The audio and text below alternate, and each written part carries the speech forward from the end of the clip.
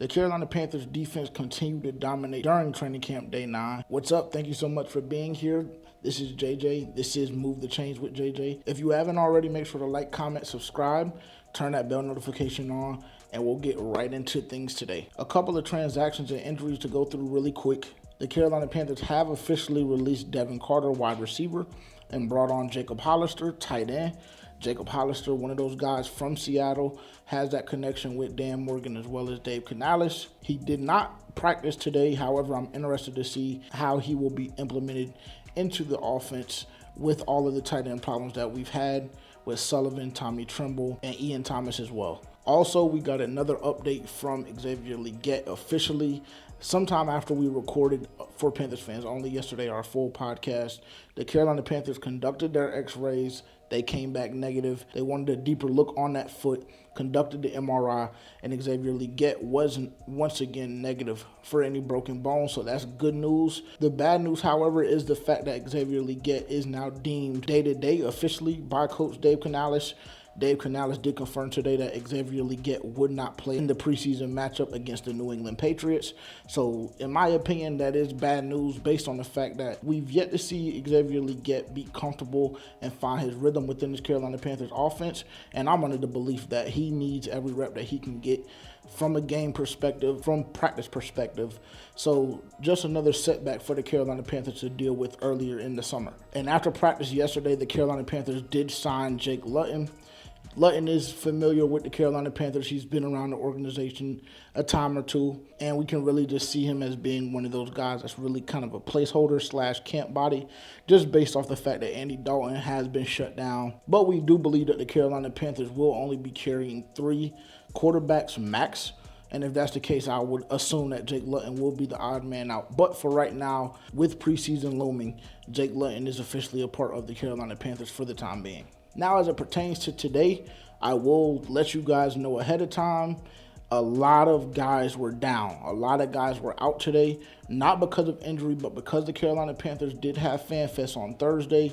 Then they had the off day on Friday, came back on Saturday and Sunday, had 2 tough practices, and then obviously had another practice today. So a lot of vet days for a lot of different guys. Adam Thielen, Troy Hill, Austin Corbett, Taylor Moton, etc. are just some of the names that were out today. I will save my opinion for that for a little bit later on in the episode, but I do have a couple of things to touch on in regards to that, because let's just say, based on the last 2 days of practice, I'm not under the belief that anybody really deserves a vet day. Just in full transparency, don't shoot the messenger, just reporting on what I've been seeing. Other news as well, Kamoko Toure, if you guys remember, he was one of those edge rushers that we brought in for a workout, ended up signing him. He was placed on IR yesterday. That was actually the corresponding move when the Carolina Panthers brought in Jake Luton. And more bad news for that Carolina rushing room. Kuloota was carted off today during practice. Again, a room that we've been vocal about and saying that we needed help. Continues to get thin on that front with Toure, now with Leota. It's tough sledding.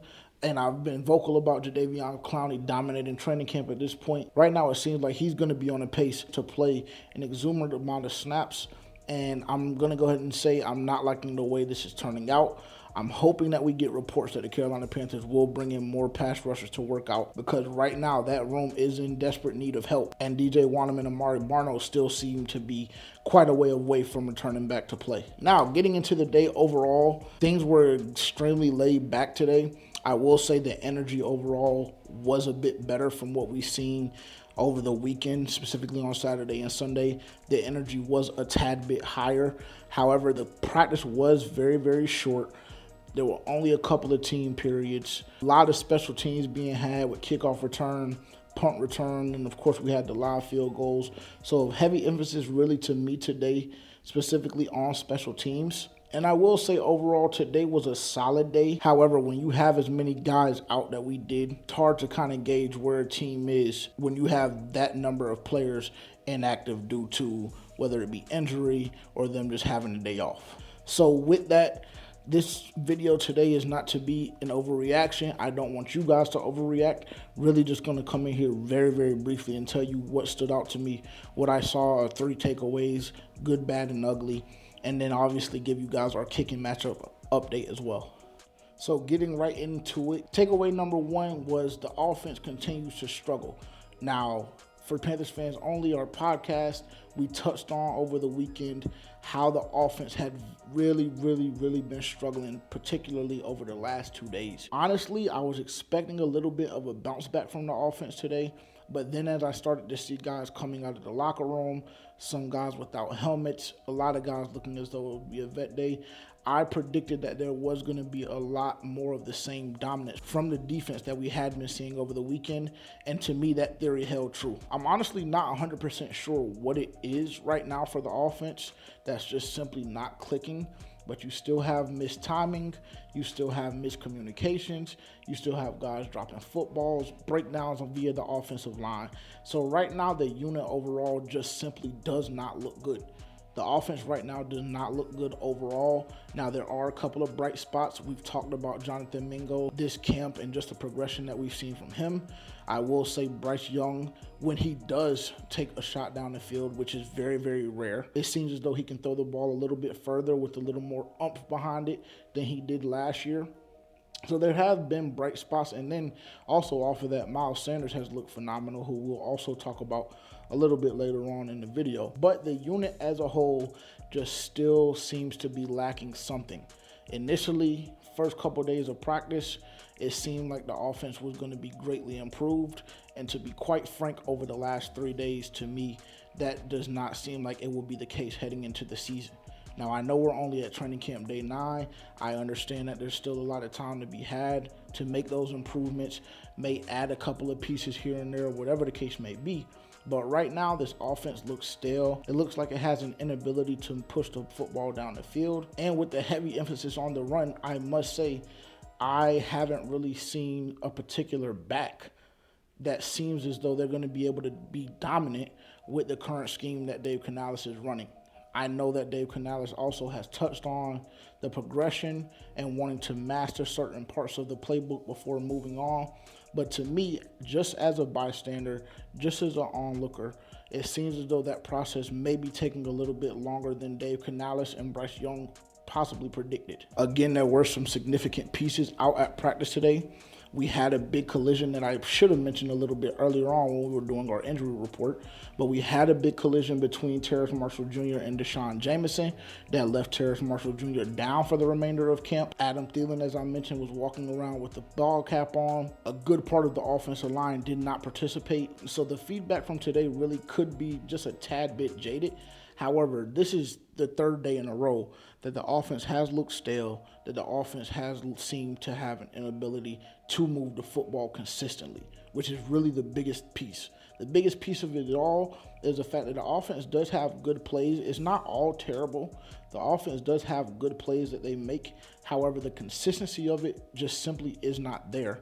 So then you can have a big play here, have a big play there. Either way, you're possibly looking at 2nd to 3rd and 4, whatever the case may be, in which case the offense stalls out and comes up a little bit short in that drive, thus forcing what we would assume to be a punt. So really looking forward to tomorrow, because Dave Canales did confirm in his post-practice presser that tomorrow will be a fully padded day. So I'm hoping that we are able to see some of those vets return.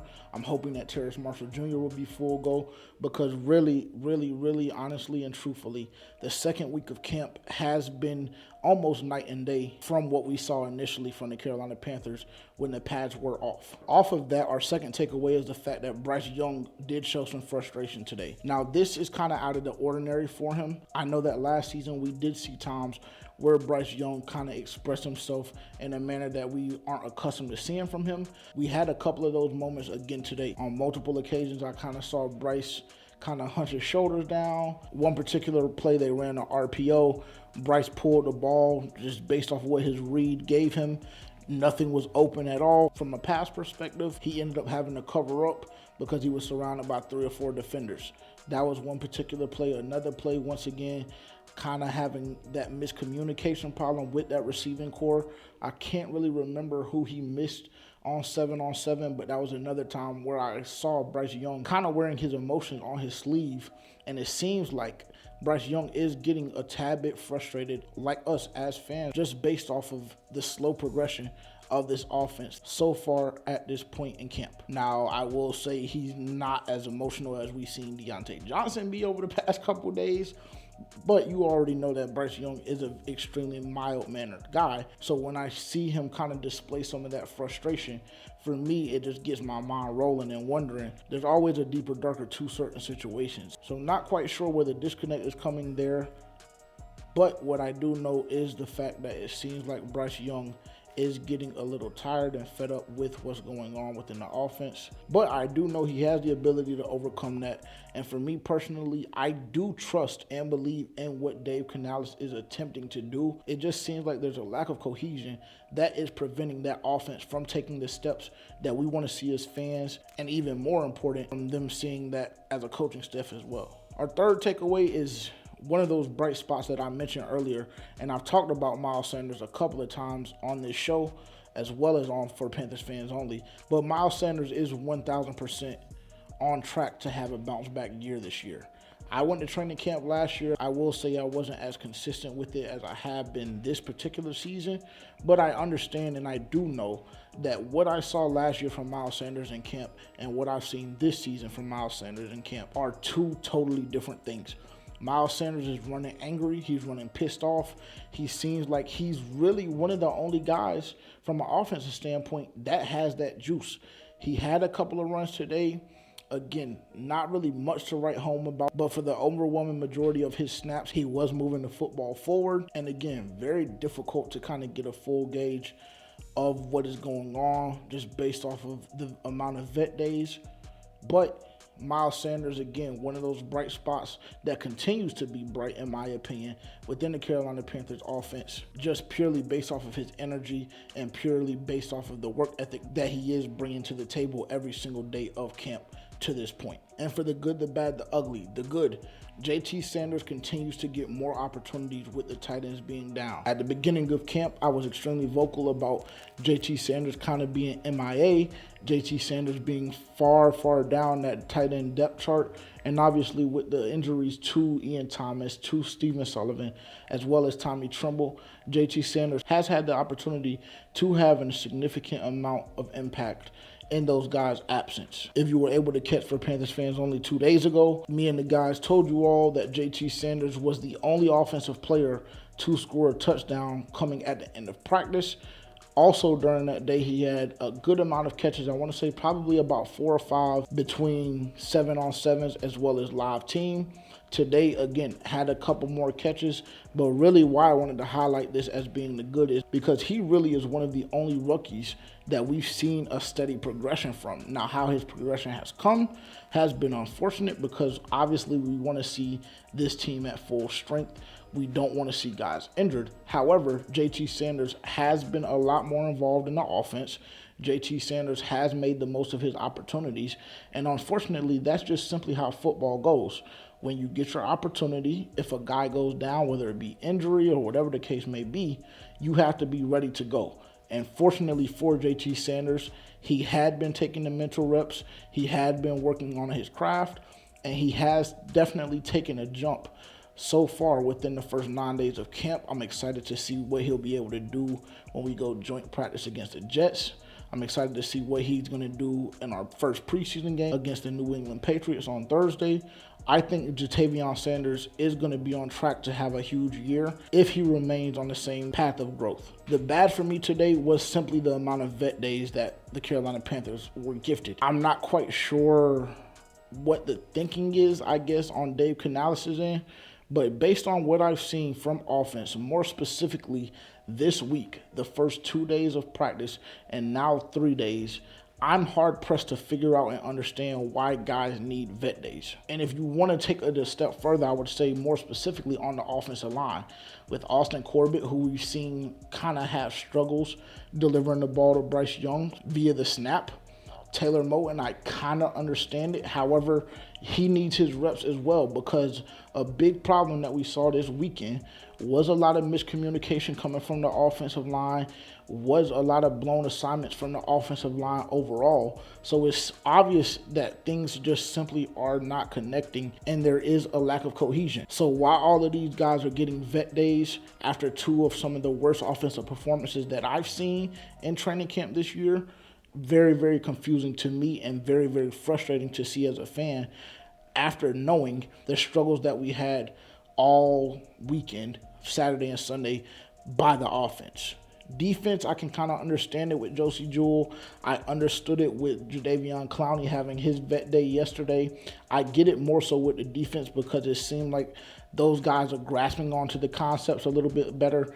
Those guys are actually making consistent plays. And so if you want to have a vet day there, I get it. But there's no reason why Taylor Moton should be having 2 vet days and 3 practices. I mean, you would be hard pressed to try and explain that to me. So that's very frustrating, and that is the amount of vet days that were taken today after the Carolina Panthers offense specifically had struggled this past weekend. And for the ugly today was definitely the collision between Terrace Marshall Jr. and Deshaun Jameson. You guys saw that early in the video. Kind of a scary moment there. Both guys hit the ground. Both guys grabbed at their heads. Fortunately enough, both guys were able to get up under their own power and get off of the field. But again, this Carolina Panthers offense needs all the help that they can get. I haven't seen an official word yet on Terrace Marshall Jr. and what was going on with him after that collision. But that was a very, very ugly moment, and that was a scary moment for us as fans, and more specifically for the health of both of those guys. And for our kicking matchup, Eddie Pinheiro did kick today, and Eddie Pinheiro did miss 1 field goal. Now, I'm not 100% sure what the distance was on the field goal, but he did in fact miss today, going 4 of 5. The previous 4 did look very, very solid. They looked very good. However, that 5th one was a very bad miss. So really not 100% sure where we are from a kicking standpoint in that matchup. If you would have asked me pre-today, I probably would have told you that Eddie Pinheiro pretty much had the job wrapped up. I'm not sure if anything that happened today with that miss affects that in any regard, but I would say currently that Eddie Pinheiro does have a slight advantage over Harrison Mevis with those 2 days in a row, him missing field goals. He did bounce back and went 6 for 6 or 7 for 7 2 days after his last miss. However, Eddie Pinheiro just has been the consistent kicker this training camp. So I would have to say Eddie Pinheiro is definitely ahead in that matchup. Turn that bell notification on so you guys know every time that I update, and you're able to stay in tune with all Carolina Panthers news throughout the season, and more specifically right now throughout training camp. Also, if you don't already, take the time out, pull your phone out right now, go on X, search at FPFO_podcast. There you will be able to see live updates throughout camp, whether it be via video, via text, whatever the case may be. If you're not able to make it, I try my best to make sure that I'm keeping you guys as informed as possible. So make sure to follow us there. And you can also find us on Instagram at 4PanthersFansOnly. We will be doing an autographed football giveaway very soon. We have a ball with signatures from Dave Canales, Xavier Legette, Bryce Young, etc. Bunch of studs on that football that we want to give away a little bit of time after training camp ends. So make sure that you're following on all socials so you're able to see the details of that when they do release, so you can make sure to enter for your chance to win. Thank you guys so much for tuning in. I will be back tomorrow. Appreciate your time. We'll talk very soon. Peace.